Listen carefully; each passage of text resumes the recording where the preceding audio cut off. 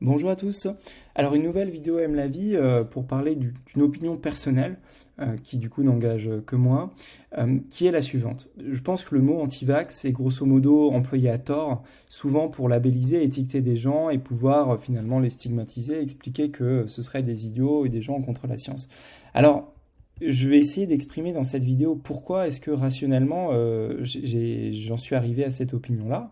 Et donc l'idée, c'est de vous présenter simplement la démarche de réflexion. Donc c'est une analyse. Si vous avez des éléments à porter à ma connaissance, que vous n'êtes pas d'accord, que bah, c'est super aussi en fait. N'hésitez pas à construire un discours, un dialogue, une réponse bienveillante, structurée, posée entre gens bienveillants. Voilà. Alors, je rentre dans le vif du sujet. Qu'est-ce qu'un anti-vax? Donc, pour quand même se poser la définition. Vous voyez qu'il y a un truc très très intéressant, j'ai pris le Larousse, j'ai tapé anti-vax, et là, la définition, c'est se dit d'un mouvement d'opinion marqué par une opposition à certains vaccins ou à la vaccination en général, dont il remet en cause l'efficacité et l'innocuité. Alors, ça, c'est très intéressant comme définition parce que vous voyez que la définition est extrêmement large. C'est-à-dire dans la même appellation anti-vax, on appelle des gens anti-vax qui seraient opposés à la vaccination en général, c'est-à-dire en tout temps, en tout lieu, pour toute personne, quel que soit leur choix, quel que soit leur consentement, il faudrait interdire la vaccination. Ça, effectivement, clairement, c'est un anti-vax. Mais, selon le Larousse, une personne qui dirait non, moi je suis contre ce vaccin en particulier, je veux l'interdire, ce serait également un anti-vax. Alors, je vais essayer de partir de cette définition qui est très large. On pourrait remettre en cause cette définition. Mais je vais partir par honnêteté intellectuelle de cette définition et je vais essayer de vous montrer pourquoi, en fait, elle est appliquée à tort. Le label d'antivax est très très très fréquemment appliqué à tort. Alors pour le démontrer, je vais prendre juste, il faut bien un moment, c'est là où il y a un peu de subjectif, je vais prendre deux figures souvent labellisées antivax dont j'entends régulièrement parler. Alors la première figure, c'est Didier Raoult, la deuxième, Florian Philippot. Alors prenons Didier Raoult. Donc il y a deux questions. Didier Raoult est-il opposé à la vaccination en général? Bah là, factuellement, la réponse est non. Je vais vous montrer. Hop. Voilà. En 2016, Didier Raoult a écrit un texte dans les médias, et puis c'est un combat de longue durée. Il s'est battu pour le remboursement de certains vaccins, dont l'hépatite B, et il écrit même pour essayer de donner confiance finalement en l'efficacité de ce vaccin, et essayer ainsi, selon lui, de sauver des vies, parce qu'il ne faut pas avoir peur du vaccin contre l'hépatite B, selon Didier Raoult. Donc voilà, vous pouvez refaire une recherche Google, hein. Moi j'ai tapé Raoult remboursement du vaccin contre l'hépatite B, puis je suis tombé sur quelques exemples. Il vaut mieux avoir peur de l'hépatite B que de son vaccin. Voilà. Effectivement, il est défendu voilà. Alors on voit par contre que la question est quand même plus ténue. Je me suis dit, oui, mais vous voyez, il y a quand même des articles où il dit, ah, quand même, les vaccins RNM, voilà. Et donc je me suis dit, bah, du coup, on pourrait se dire, oui, que l'appellation anti-vax serait légitime dans le sens où il serait opposé à notamment certains vaccins, notamment un vaccin ou des vaccins RNM. Sauf qu'en fait, même ça, c'est pas le cas, en fait. Vous allez voir, je vais retrouver des extraits. J'ai cherché directement à la source. J'ai regardé sur ces vidéos de l'IHU ou dans ces débats publics.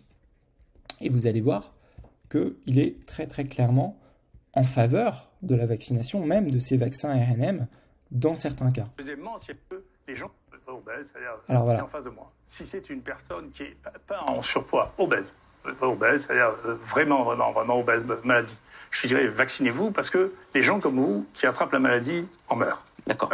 Bon, les gens comme vous qui attrapent la maladie en meurent, vaccinez-vous. Je pense que c'est très clair. On ne peut pas dire qu'il est contre les vaccins, qu'il n'y a pas d'opposition de principe, et même, non seulement il n'y a pas d'opposition de principe, mais même, on pourrait même dire qu'il est pro-vax d'une certaine manière. C'est-à-dire, il va dire, bah oui, ok, c'est utile dans certains cas, il faut considérer les bénéfices-risques selon telle et telle catégorie de population.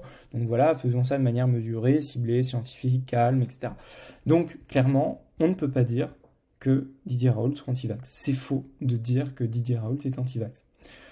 Alors, même travail pour Philippot, donc là, argumentaire plus intéressant.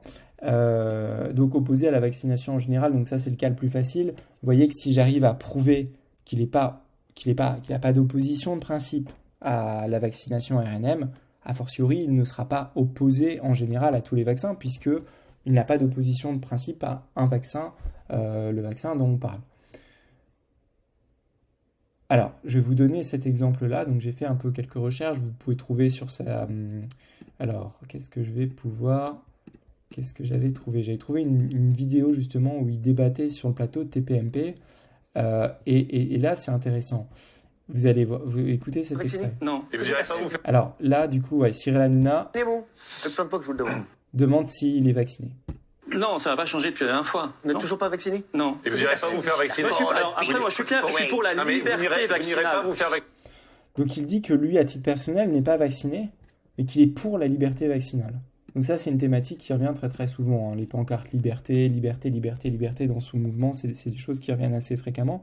Donc, vous voyez que là, par honnêteté intellectuelle, j'ai vraiment accordé de prendre la définition anti-vax la plus large possible en se disant on accorde le bénéfice du doute aux gens qui labellisent, selon moi à tort, des gens comme Didier Raoult et Florian Philippot comme étant anti-vax.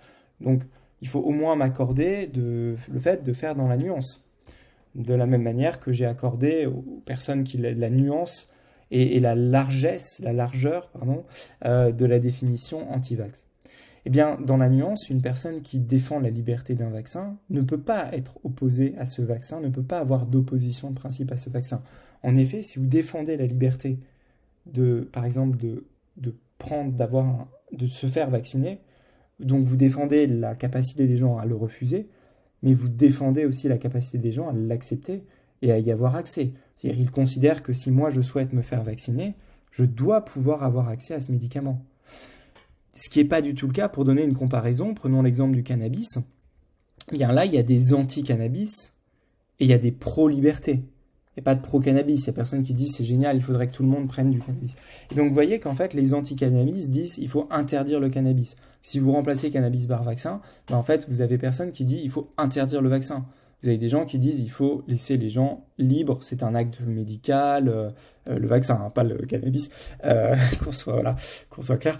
Et il faut laisser la liberté aux gens. Et donc vous voyez que quand on défend la liberté vaccinale, en aucun cas, on ne peut être qualifié d'anti-vax. Voilà. Donc, selon moi, et c'est là qu'il y a quelque chose effectivement de subjectif, là j'introduis vraiment beaucoup de subjectif à partir de maintenant dans ma réflexion.